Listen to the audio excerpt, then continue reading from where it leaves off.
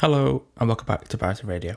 Before we get started in this one also, I want to just mention that on the 25th of this month, I'll be doing a live recording with a guest that I've had on before called Scott Parker, who was the creative director for Ministry of Sound for about a decade, I believe. We're going to live stream it on YouTube, so if you follow my channels, it's at Parity Material. It should be. I'll put a link on when it goes live on there and things. We did do it as a sign up thing originally, but we're just going to do it as like a live stream now, and I'll just leave it live on YouTube after. So it's kind of it's what I do here, but we're kind of the problem that I've always had with this is it's very design is a very visual medium. So I thought, how could I flip it and do something similar to this, but talking directly about a piece of work? So I'm going to go through a catalogue of Scott's work. It'll be on the screen, and he's going to just basically talk through the thinking behind what he did at the time and all different things, any stories attached to any designs and things. So that's on the 25th of April. I think it's 7 till 8 or 6 till 7, one of those times.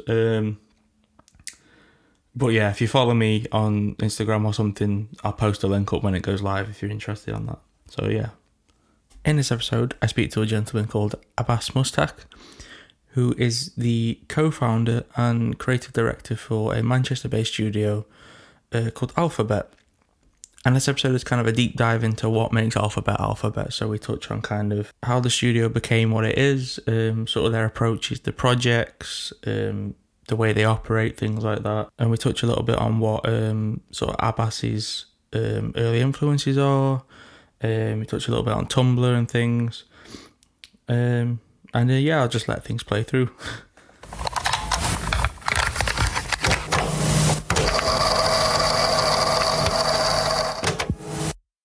So yeah, I start these all the same. For the people listening who maybe aren't familiar with yourself and your work, could you give them a bit of a rundown as to who you are and what you do? So I'm Abbas Mushtaq. I'm the creative director and co-founder of a studio called Alphabet. We're based in Manchester. We're a creative agency. We've been operating for, I'd say around 8 years now, which that time has flown by when you think about it. We work with clients big and small, all over the world actually now. Obviously, a lot of it is in the UK. A lot of it is also in Manchester as well. But with the wonders of the internet, we have clients all over the world, which is cool. But that's a little bit about me. So yeah, going back before things sort of began for yourself, could you touch on sort of where your initial interest started in design? Yeah, that's quite a good question to be fair. And I think, I mean, I wouldn't say I had you know how sometimes you have like kind of romanticized upbringings around art and design and branding and stuff like that. I didn't have that at all. My dad, obviously was an immigrant here, came here in the 70s, worked in a cotton mill. Mum was a housewife. So there wasn't really any kind of, I didn't go to art galleries and stuff like, stuff like that as a kid. But with that being said, I always loved drawing. I remember watching Bob Ross, Joy of Painting as a kid, and I used to always like recreate. And I just loved drawing. I loved visuals. Obviously, I was that kind of way inclined. But I probably would say now that I think about it, I think my brother has had a big part in my kind of initial interest in graphic design, kind of accidentally a little bit maybe. He had a copy of Photoshop when we were a kid, when we were kids. He's a little bit older than me. He's about 8 years older than me. But we had like our little dial-up internet computer that we all used to spend a bit of time on, mess about on Microsoft Paint and stuff like that. But he used to always have a copy of Photoshop installed, and I used to just kind of be a little bit curious and just sort of, just try stuff on there visually, and mess about. And that kind of, I guess that was my actual start, I guess you could say, because that kind of morphed into like back then, we're talking like when I was about, 12, 13, 14 years old and, really kind of getting the hang of Photoshop and messing about and making things. There was a website which probably is still around now. I'm not sure how big it is now, but it's called DeviantArt. It's kind of like, guess what Behance is like now, maybe. People share artwork. And I used to kind of go on there and see what people have made, try recreating it, or make my own artwork and see, kind of just put it out there. But again, it wasn't really from a framework or a kind of viewpoint of like, like cool branding and like design. viewpoint. It was like a sort of like digital art, like football wallpapers and like make my own like Zidane wallpapers for my computer. It's not very highbrow, but it was where I kind of got my kind of my education, I guess you could say, in Photoshop. So that kind of grew on one side, but I probably would say the sort of light bulb moment for me in terms of graphic design and branding, I guess you could say, so more of a kind of, not just sort of digital art, but branding was, again, I would have been about 17, 18 years old. It was the Obama visuals in 2008. So you might remember they had that Obama logo, which was like an O shape on like a sort of horizon.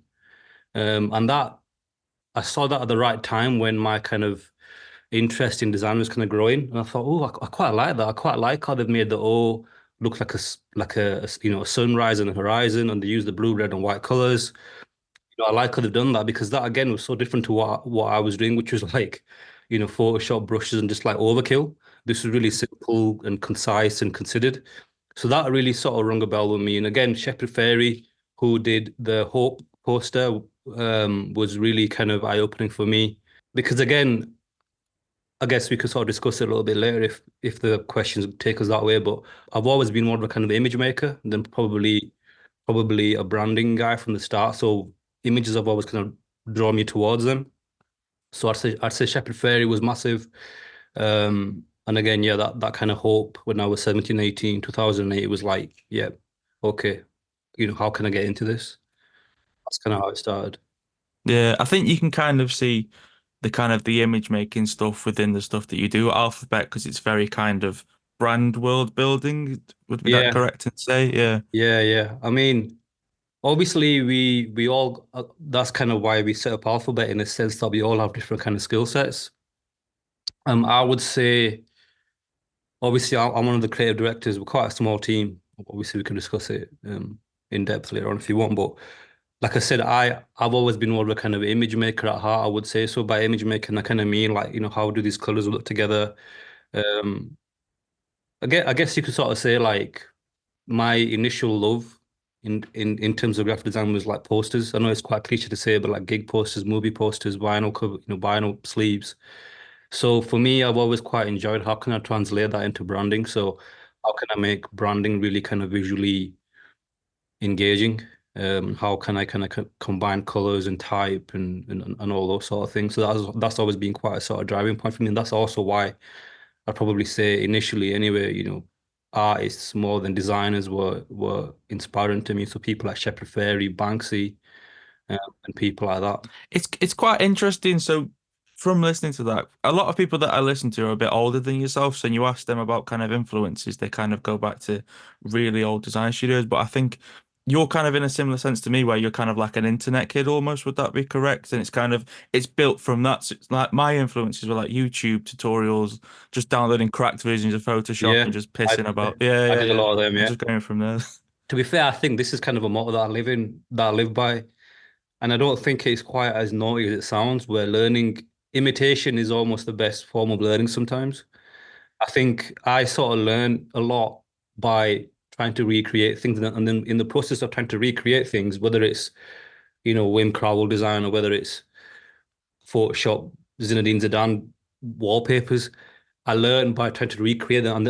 I guess it's that sort of saying like once you learn the rules, you can break them, or once you learn the skills, you can use them in however kind of creative way you want. Yeah, I think you're right with that. I think the internet is where I kind of learned design. And I think a lot of it is all, to be fair with you, I don't know if you relate to this, but a lot of my initial kind of motivations with design, I wouldn't say the reason why I wanted to do it, but as a career, but in terms of like wanting to put kind of work out there was, avenues like DeviantArt, and then that kind of became Tumblr, was let me put this little quick poster out there, or let me just put this little quick visual experiment out there and see what people say. And a lot of it, to be fair, kind of strokes your ego because people like it and say, oh, that's brilliant. But then that also, to be fair, gives you the motivation to keep going and go, you know what, I'm actually not bad at this. Or maybe I can sort of improve in that area. And Behance, again, to be fair, was a massive part of my kind of, because when I was in uni, obviously studying graphic design, Behance was big, and obviously it's probably bigger now. But Behance was quite a big part of my um uni course in a way, to be honest, because on on one side I was like obviously trying to get my degree and do well in it, but also I had this sort of like Behance career kicking off.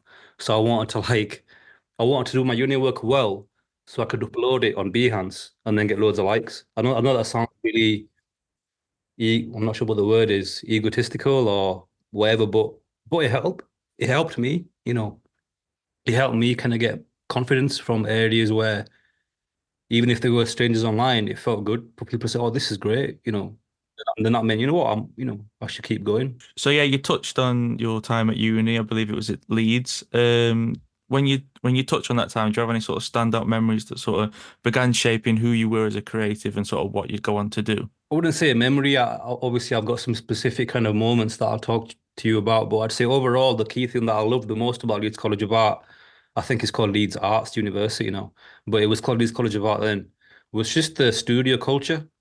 We had to be in basically. It was very much, you have to be in every day and work together. And I think I learned a lot just by being around other, obviously, students like myself, and you can sort of pick each other's brains, see what they're up to. It was almost like a second home. So that's why I really like Leeds College of Art. Before that, I went to another university. I went to Leicester for a year, and for whatever reason, it wasn't the right fit for me. But I think the main reason why it wasn't the right fit for me was that it was quite sort of impersonal. It was like, you turn up, you go in if you want, you don't have to go in. And if you do go in, there's like two people in. And it's not really, you don't really feel part of a community with Leeds College of Art. And even to be fair to this day, probably is the same. It's a real community. So that was one of the things I liked about it. But in terms of specific moments that kind of shaped me as a creative, I would say again, kind of going back to Tumblr. Again, because like I said, I came from kind of a image making, kind of Photoshoppy kind of background. So when I went to Leeds College of Art, that was the first time I was learning graphic design and branding. So it was quite new to me, but also quite excited and quite, really just really sort of eye-opening. But I remember again, like one evening, I was just sort of, pissing about on Illustrator. Again, I never really used Illustrator before, so I was just trying new things out. And I made this sort of like typographic poster, which was the quote, "There are two sides to every story." And I had this little kind of light bulb moment where I thought, why don't I mirror, you know, each line of that phrase? So like where it says like there, it's also symmetrical. So it's almost like a visual execution of a mirror. So there are two sides to every story looks reflected. And I thought that'd be cool. So I did it. It took me like 2 minutes to do. Posted it on Tumblr, went to sleep. Next day, woke up, thought I'd check my Tumblr, and I had like, I don't know how many likes, hundreds and thousands of likes and reposts, whatever. And I thought, bloody hell, like, what's happened there? But I think what it made me realize was clarity of concept and clarity of execution is a winning combination. I'm not saying it was design that's going to change the world, but at that point in time, it was just text center aligned and mirrored. Takes 2 minutes to do, but the concept and execution were effective, and it made me realize that that is key. The idea is key, more so than what can I throw at this, and the more things I throw at it, the better, because that is not how it works all the time. Depends what you're doing, but in terms of graphic design and branding, I think it made me realize that graphic design and branding is sort of thinking made visual, and if your thinking's clear, your visuals naturally are effective, in my opinion. And so that was quite sort of eye-opening for me, and that sort of changed the way I approached everything. I think I was first year in uni then, so again, it was quite early on in my sort of design education. It was really important, really eye-opening for me. Another thing I would say is a book, actually. The book's creatively titled Japanese Graphic Design. It's by I think the name of the author is Richard Thornton. I've probably got it here somewhere actually. Um, I I nicked it from the uni library. I still got it. I just love it. And the reason why I love it is because it's just full of work that just sort of challenges your perceptions of what graphic design is, and it's just so like visually exciting and interesting, and it's given me to this day, if I don't have any kind of ideas, I just have a little flick through there, and I get this crazy idea, and it sort of breaks the rules of what you traditionally see, I think, in the Western sort of world and the kind of contemporary Instagrammy sort of branding world we live in now. You open that book and it's crazy ideas kicking off me. You're like, yeah, I like that. That's cool. So that was really, really eye-opening for me because again, that when I was quite early on in my studies. I was like a sponge for ideas. Everything was new. Everything was just sort of, you know, piling into my brain. And that book was just like a Bible for me in terms of design. Another thing that I would say was really eye-opening for me was we used to have like, designers come in and give us talks and stuff. And we had a designer who I'm not sure where he's based now, but he was based in Manchester then called Craig Oldham. I'm not sure if you come across him. He used to run a really quite influential studio in Manchester called Music. And they sort of reflected him. I think he was probably the creative director at the time. So obviously he had quite a big sort of stamp on it. Um, Really sort of ideas led, really conceptual, really quite daring. But anyway, he used to come in and do this thing called the Democratic Lecture, which was also a book that I would recommend as well. It was quite a cool idea because students could vote on what they want him to talk about. We had like 30 chapters, 30 different subjects, and then people students could pick like I want you to discuss topic one, two, and three or whatever. But the book's great, so I'd recommend it to check it out if it's still out there. I'm not sure it is. But anyway, he had this section of his talk about how you can sort of pluck creativity from anywhere and how everybody's creative and you shouldn't really devalue somebody because they're not officially creative. And he had this like example. You know how you have like dirty vans and like dirty cars, and then somebody gets their finger out and writes, "I wish my wife was this dirty on the van" or whatever. And it's like a really creative, cool idea if you think about it. It's quite conceptual, probably better ideas than a lot of the creatives have in our industry, to be fair. And that's probably done by some builder off a building site or whatever, yeah. But he used that example to say, like, look, everybody has ideas. Your parents have great ideas if you discuss it. What they can't do is execute it in the way we can because we're trained. But ideas can come from anywhere. So kind of pluck it from everywhere, use everyone's opinion. Don't devalue anybody's opinion. Everybody's opinion is valid.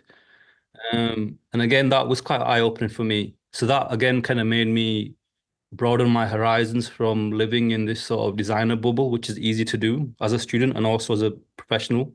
I guess it's that sort of self-importance which a lot of creatives have, where you think, oh, I did this for 4 years or 5 years or whatever. I've been in this for 30 years, so my ideas are more valuable than yours when really they're not.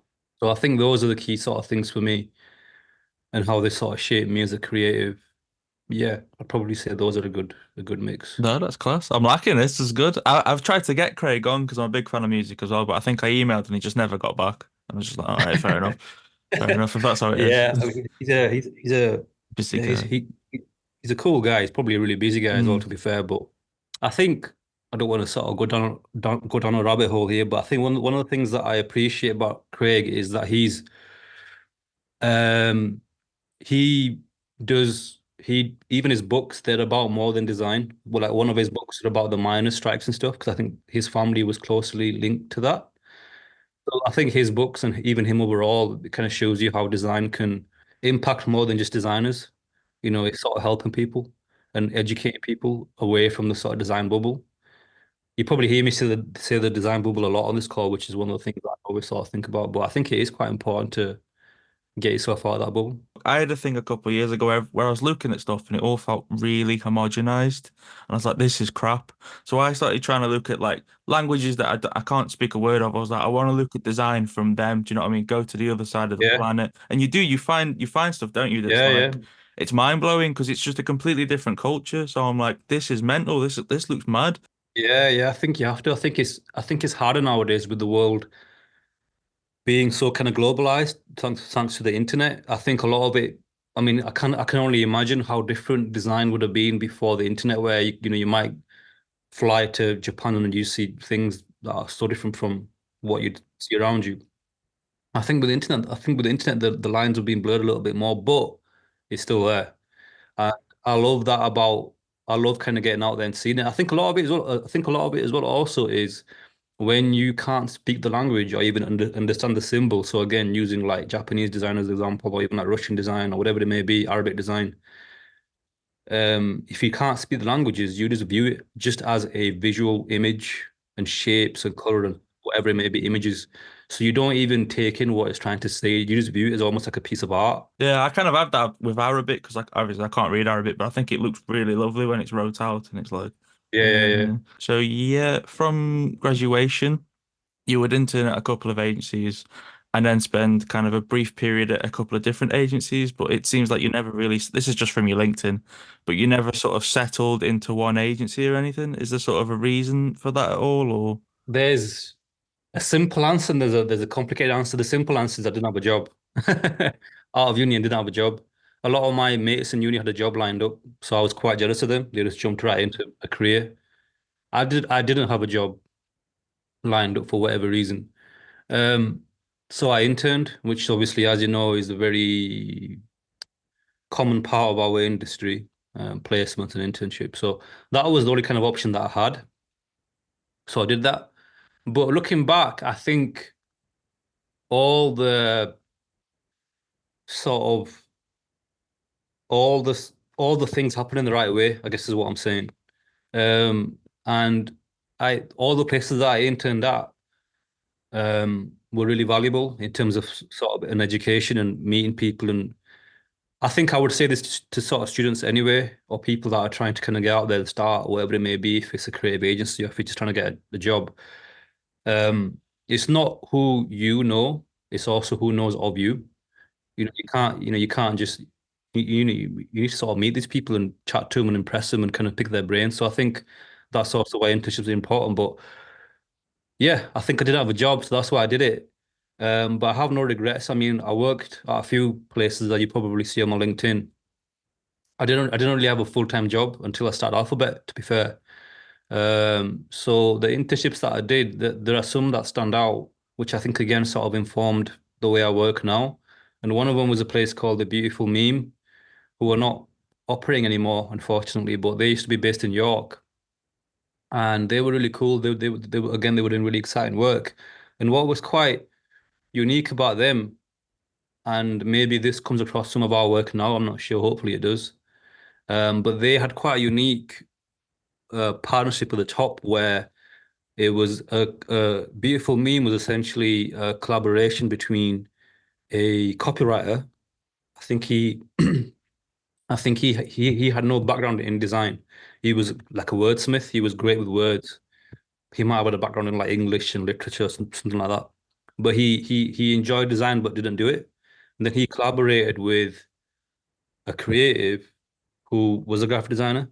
So their work was like 50% design and 50% copywriting. And again, I think it kind of goes back to kind of what I was saying. Design, if for me, effective branding is thinking made visual. So with those guys, it was literally like again, they a lot of their design, their most effective design was like campaigns for like the design museum and places like that, where the design execution was really simple, but the thought process and the words behind it were like they had so much power. So it was really cool working there. Um, and the last internship that I did was with a creative based in Leeds called Lee Gota.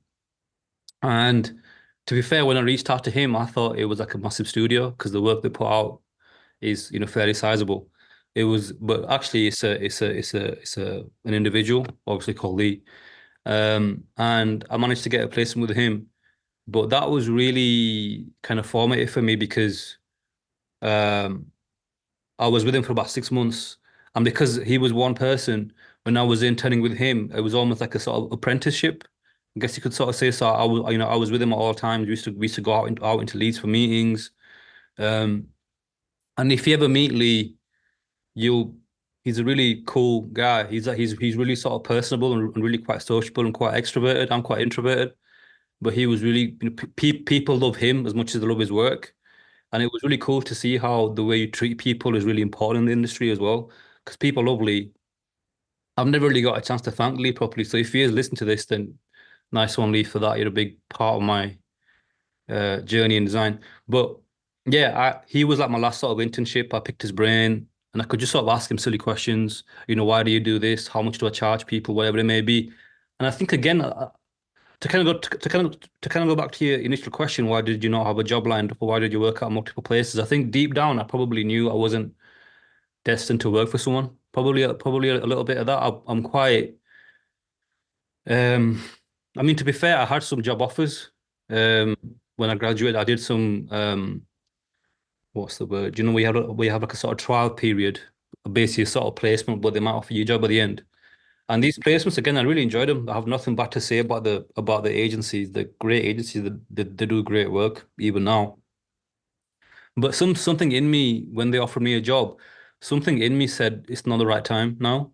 You need to kind of keep learning, keep meeting people. For whatever reason, it seemed the right thing to do for me to do as many internships as possible until something lined up.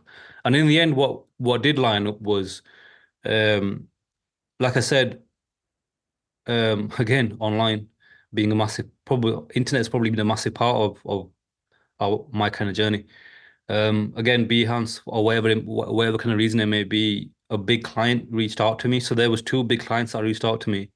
There was the NBA who reached out to me to do like some. It wasn't like a massive branding piece because again, I wasn't even ready for that anyway. I was just one guy in his bedroom. But they want me to do some like social media pieces for them, like kind of as and when they need, they want me to do sort of quick sort of one shot sort of hits for them, like LeBron's playing tonight, make a little visual for that.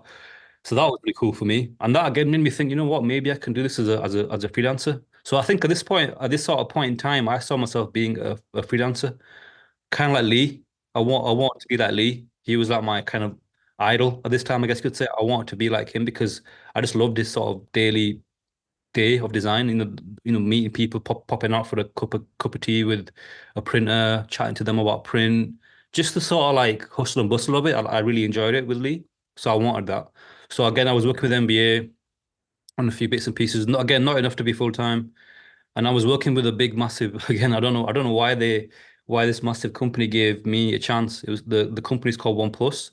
They do like smartphones and tech. Probably bigger in the sort of Middle East and Asia kind of world, but they're a big company. And a person quite high up in their company reached out to me and said, "Do you want to do our brand for the specific kind of operating system?" And I was like, "Fucking hell, like this is a big job." So then again at this point in time, I was still sort of interning with Lee. Obviously, I wasn't going to say no to this job. So again, I was interning with Lee during the day, and I was going home, and I was like working on this brand, which felt so out of my, I felt so out of my depth with because again, I was essentially a student still. I was like 6 months out of uni, and now I'm doing this massive brand for this massive company, and I didn't really know. Again, like I said, I was more of an image maker at this point in time, probably still. I wasn't really branding. Hadn't really clicked with me yet properly. Obviously, it's a learning process anyway. You never really perfect anything, but this was really early on for me. So I guess this sort of transitions into how Alphabet was started as well a little bit. Some of my mates that I set up Alphabet with, I reached out to one of them to say, "Can you help me work on this OnePlus brief?" So we were both like doing all-nighters on this OnePlus job. I think, if I won't talk about it in depth now, but long story short, me and him doing all-nighters became Alphabet, because the OnePlus job and getting paid quite nicely for it with more money than we'd ever seen, um, was like it made us think, you know what, maybe we can do this. And to be fair, like I said, I didn't really get a chance to be employed properly because everything sort of fell into place. I did get a few offers again, and didn't really feel right. So I guess you could sort of say I've never really had a real job. To be fair, it's just sort of, yeah, I've been quite lucky to be fair, right place at the right time a little bit, I think. Yeah, I guess there's quite a nice story in that, in just the fact that I guess had you not put the work out to begin with, you wouldn't have had the messages to then things Yeah, fall into place, I guess. So there's just kind of to, put your work out there so yeah, people yeah. can see it almost. I Yeah. think that's really important. I think again, that's probably advice that I'd give to any student, no matter how early on you are in your studies or whatever, or your journey. Fake it till you make it, as they say. Even early on with me, even if I was a first year. and the work was quite rough and it wasn't like commercial and like really, really sort of proper. Even if it was like a poster brief at uni to do some movie posters or whatever it may be, or like a type, make your own font at uni or whatever. Quite simple stuff, normal sort of uni stuff. I always put it out there. And I always had like a business card, just get it made from like moo.com or whatever. And I had my name on it. And I never called myself a student. I was always a graphic designer and I had my phone number on it and stuff. So I always, even when people saw me online, they might have assumed I was, you know, graduated and available for work anyway. So sometimes I did work that was paid while at uni. Um, in our third year at uni, we had this thing called like self-initiated. I thought, to be fair, I think all of our third year was to be self-initiated brief. So we had to sort of, you know, maybe like hand in like 10 briefs at the end. And that was what we got marked on. And I thought, well, why don't I just like do, if paid work comes in, just make it part of my uni thing so I can get marked for uni with it and also get paid for it. Kill two birds with one stone kind of thing. But yeah, I think put yourself out there as soon as you can and just yeah, don't sort of downplay yourself. Even if you are a student, you're still a designer, and people still want your skill set. Not everybody can do what you're doing, even if you are a student. Obviously, if you're studying graphic design, you must have some sort of natural talent and awareness and eye for it. So use it. If it means you get a little bit of pocket money, why not? Put yourself out there. I think we've gone so far off the questions that I'm like, I don't even know where I am. But I think we're at the point where it's kind of the mid bit that I have in every episode where I ask people the same question. And I call it the Hall of Fame. It's sort of ripping off a radio show called Desert Island Disc, but it isn't, but it is at the same time. But it's just the idea that if I was to ask you what sort of one thing has been sort of the heartbeat of your own career, be it kind of a person, piece of art, piece of music, video game, whatever, what would that be for yourself? Yeah, I think it's tough because I don't want to forget things that I really want to mention because sometimes your mind does go blank. But I'd probably say what comes to mind straight away as you ask that is the movie Drive. I know it's pretty cliche to say, but again, it came out the right time. I was in uni. Everything was like new to me. I was like a sponge. And again, I still remember now when the movie starts and that song Night Call kicks in, and I was just like, fuck, this is the coolest thing I've ever seen. And again, that visually, the posters, the colors, the art direction, the soundtrack, all those things were really, really inspiring to me when I was kind of coming up. I think that would probably be a really, really, a really important thing for my sort of journey. Tarantino movies, again, just the whole sort of visual kind of culture of it all. Again, the posters. I keep mentioning posters. I think posters are a really big part of my sort of journey anyway. I love all of his posters, Death Proof, Kill Bill, Pulp Fiction. Again, soundtrack, the movie titles, the way he designs the art, the actual titles of the movies, really important for me. Saul Bass, who I'm not sure you say Saul Bass, Saul Bass, one of those two. Again, iconic designer. A lot of his most famous works are like posters for Hitchcock movies like Rear Window and Vertigo and kind of movies like that. And I loved his work. And a lot of my work when I was starting out, especially in uni, was almost like people in uni used to sort of like take the piss and call me Saul Abbas because I used to just fucking rip off his work. And to be fair, I did it quite well. Not as good as the man himself, but pretty decent.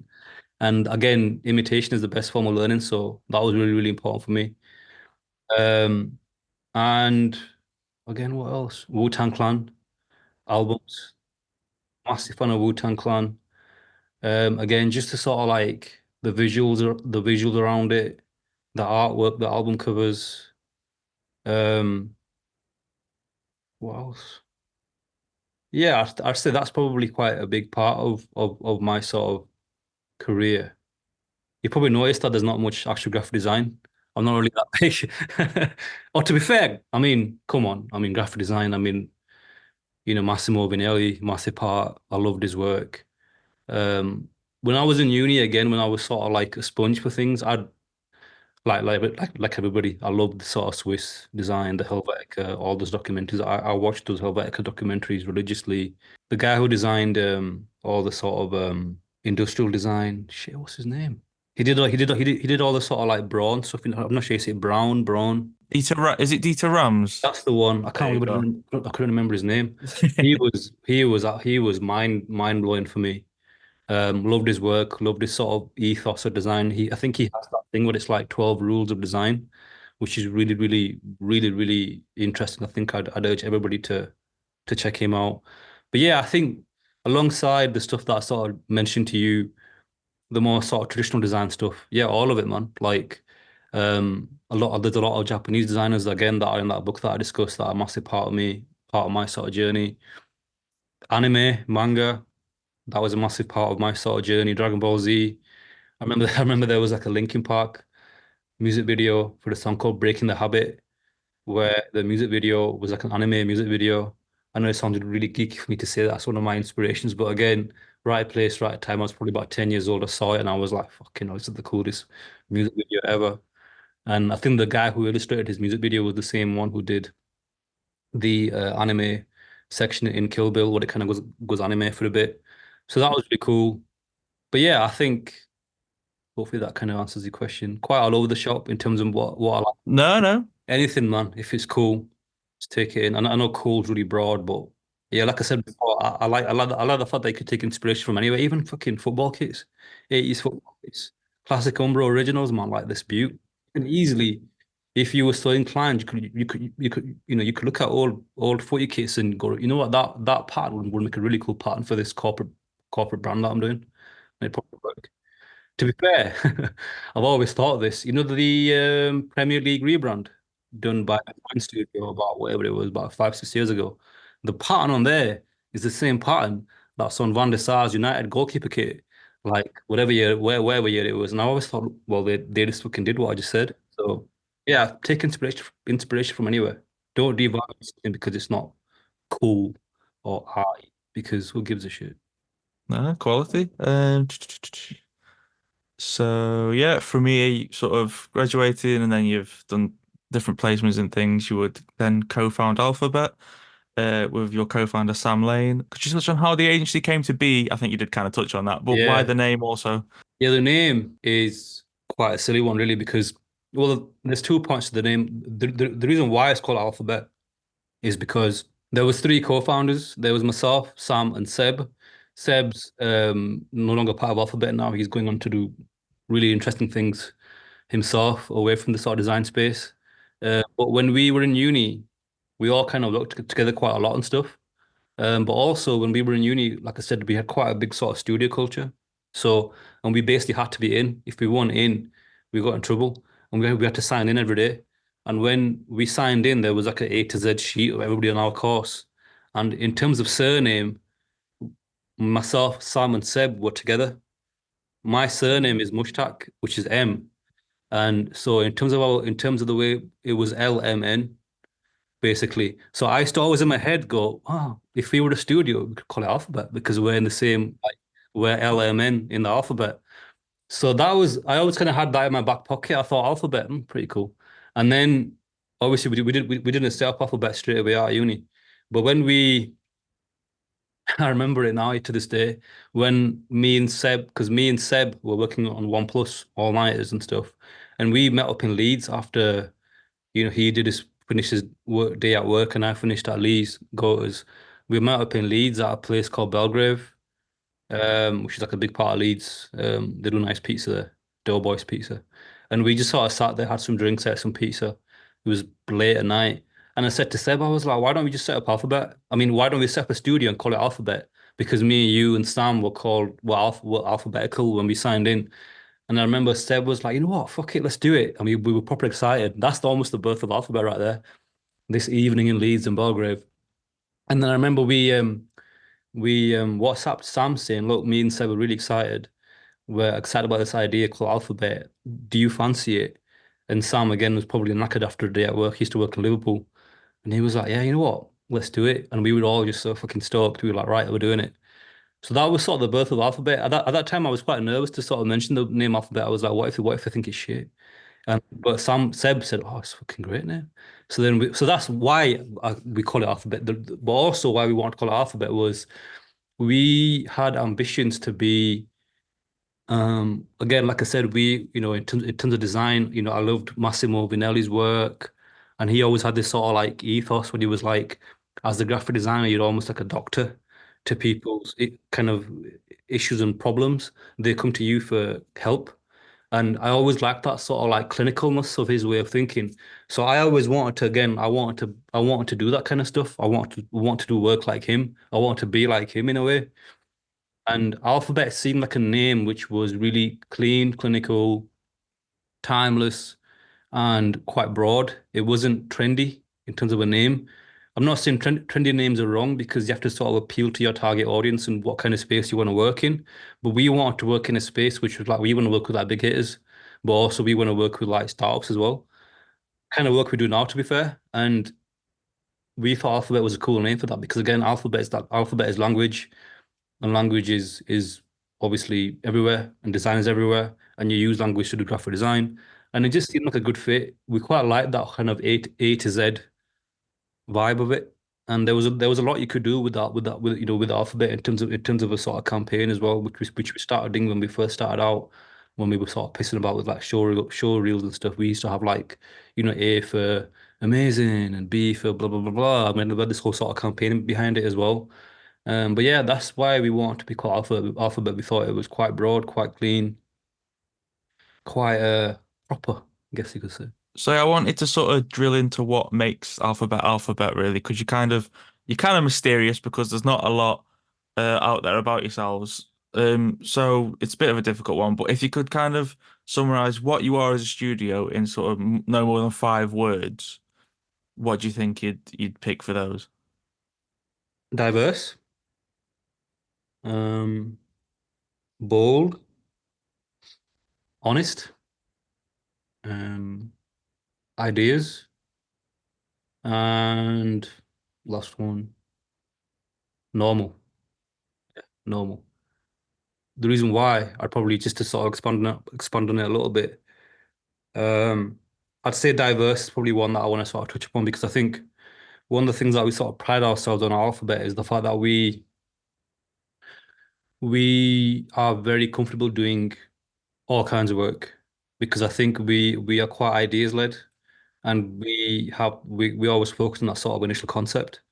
So, obviously you don't see a lot of it on our portfolio because again, being a small studio, it's just hard to find the time to put work out there, the classic sort of issue that all designers have. But on a sort of typical working week, I might go from doing design and website or branding or whatever for like a medical clinical company. Then that same day in the afternoon, I might be doing packaging for a skincare brand. And then I might finish off by doing work for, I don't know, like a not, I mean, a non-profit football brand or whatever it may be. So it's all over the shop. And I think I quite like how our clients are quite all over the shop as well a little bit. We enjoy that. We like how we work with quite corporate clients, but also like a startup client where we can be a bit more, have that more of a sort of independent sort of energy to it as well. So I like that because I think that hopefully comes across in our work as well. Like I'm not saying it's a bad thing or a good thing to be specialized because being specialized has its own benefits as well. Where people know that you're very, very good at this thing. But if you go on our social, if you go on our IG feed or whatever it may be, you can quite quickly see like work for like a sort of architecture brand or whatever it may be, then that might jump into like a craft beer brand. So yeah, I think I quite like that diversity. Um, Bold, I think again is our work's quite bold. Honest, I think I like to think we're quite honest, we're quite approachable. We're quite transparent with our clients as well. We're quite being a smaller agency, there's no like massive like chain of command. If you speak to me, you're speaking to the decision makers. So we always like to be quite open. Ideas, like I said, we're quite ideas led, big part of our studio. And normal, I kind of said normal because I quite like how we're all quite normal. Again, what is normal? I mean, everyone's a weirdo to somebody. I'm sure I'm weird to somebody else, and I'm not normal at all. But I mean normal in the sense that we are all normal lads that like football, like boxing, like sports, like meeting your friends, going for drinks, just normal things, that normal people like. I think that's almost our power in a way because I think we don't take ourselves seriously and we don't operate in this sort of designer bubble again where we're almost doing design to please other designers, where you see that a lot online, especially with social media now. People almost do design to get likes and they put out design to get comments and likes off other designers who are not your audience, who are your peers, saying, "Oh yes, mint that, yeah, nice kerning or whatever." But I'm like, I remember Lee Goter again when I was starting out with him, and I was doing like quite designy work because obviously I was straight out of uni, and when you're in uni, you don't have to worry about budgets and client opinions and all those sort of things that make work a lot harder. You can design it literally however you want. So I used to sort of take lots of liberties and make it quite designy, like nice kerning, nice little baseline grid or whatever. But its function is lost. It looks cool, but what does it say? And I remember Lee saying to me once, I did this like whatever it might have been, like a poster for like a dance, for like a sort of community event, like a barbecue or something, whatever it might have been. It wasn't targeted at designers anyway. That's the crucial thing here.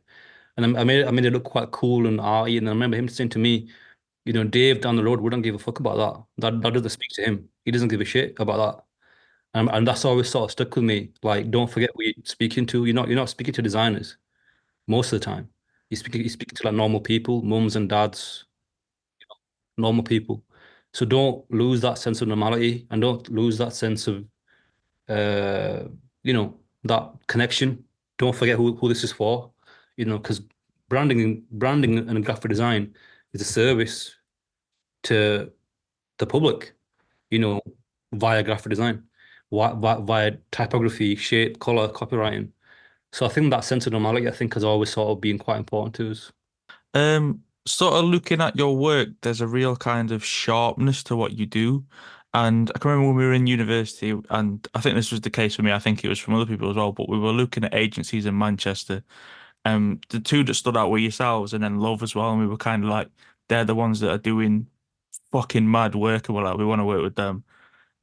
Just in touching on sort of the output and the kind of the real sharpness of it, is that something that's a deliberate thing? Is it kind of almost an accidental thing?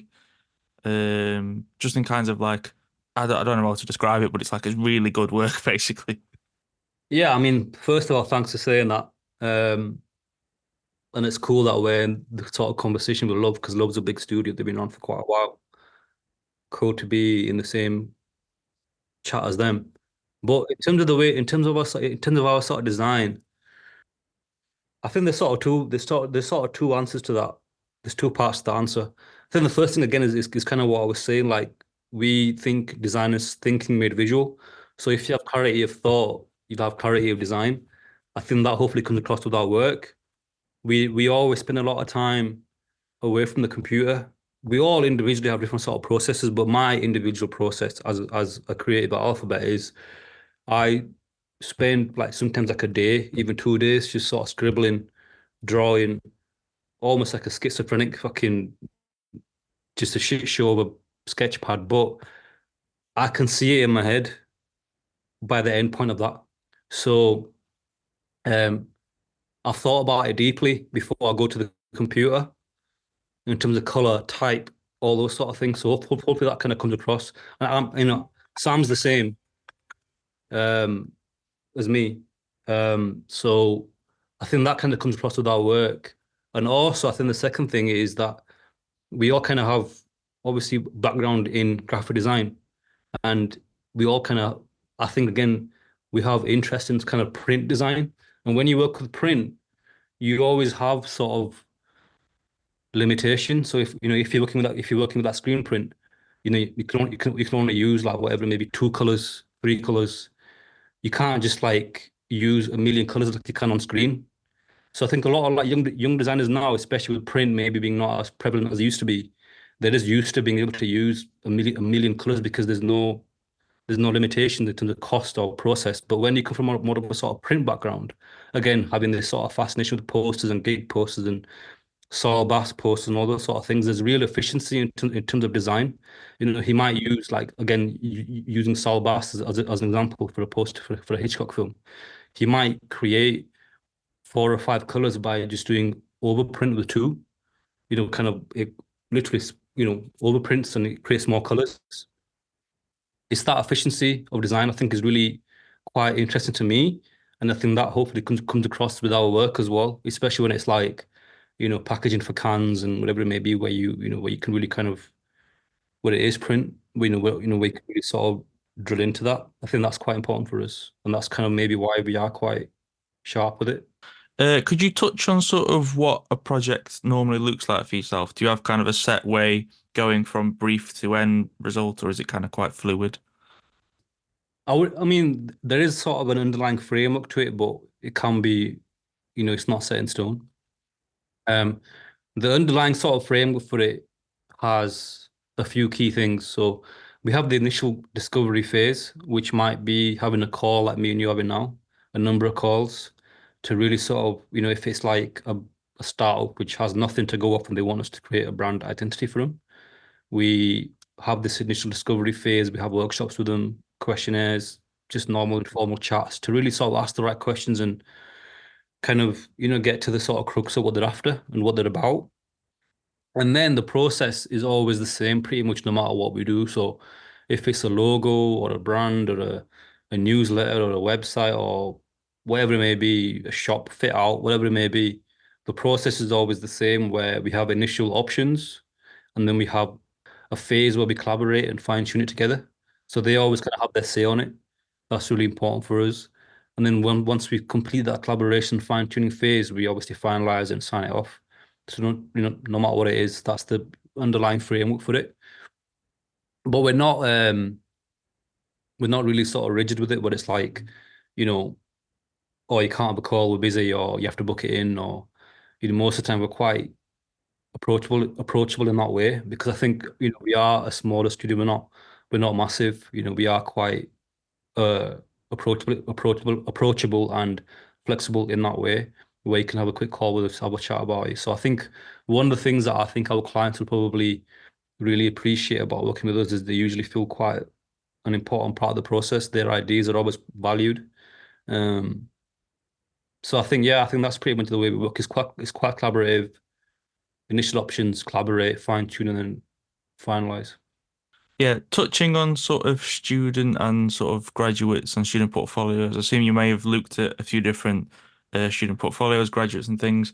Yeah, What do you personally look for when you're looking at a student's body of work, or maybe even the person themselves?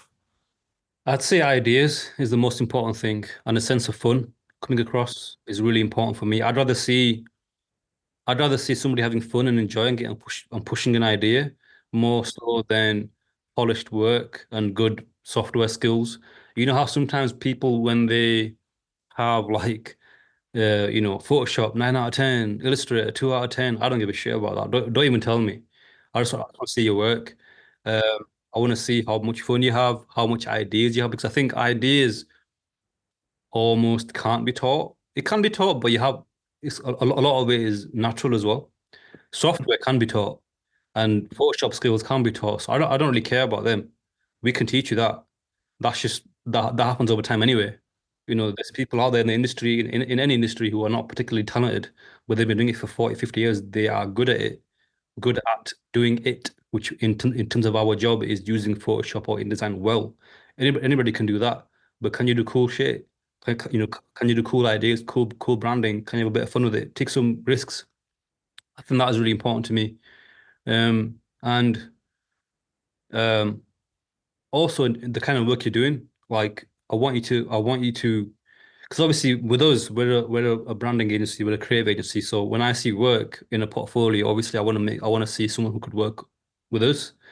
So the work needs to be relevant. So this isn't really in terms of what I like seeing, but I guess it's advice overall. Always, if you can, tailor your portfolio to who you're sending it to, because we're a creative agency, a marketing agency would have very different needs than us. So if you don't email the same portfolio to both of us, or if you email like a web studio, make it more web related.